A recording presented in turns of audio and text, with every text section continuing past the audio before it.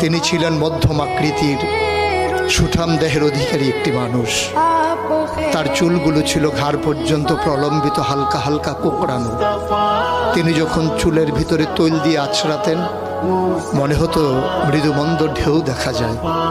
তার কপাল ছিল চওড়া, ভ্রুগুলো ছিল জোড়া ভ্রু, ধনুকের মতো বাঁকা। চোখের পাতাগুলো ছিল ফুটন্ত গোলাপের গোলাপি রঙের এক একটি পাপড়ির মতো। তিনি কখনো বা যখন চোখের পলক ফেলতেন মনে হতো মৃদুমন্দ বাতাসে গোলাপ পাপড়ি যেন দোল খাচ্ছে। তার চোখের সাদা অংশ ছিল রক্তিমাভ সাদা, কালো অংশ ছিল কৃষ্ণ কালো।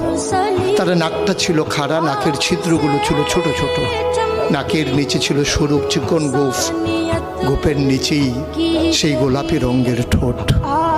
তার ঠোঁটগুলো যখন কখনো বা মুচকে হাসত, গোটা পৃথিবীর মানুষ অবাক বিস্ময়ে দেখত গোটা পৃথিবীতে যেন বিজলি চমকিয়েছে।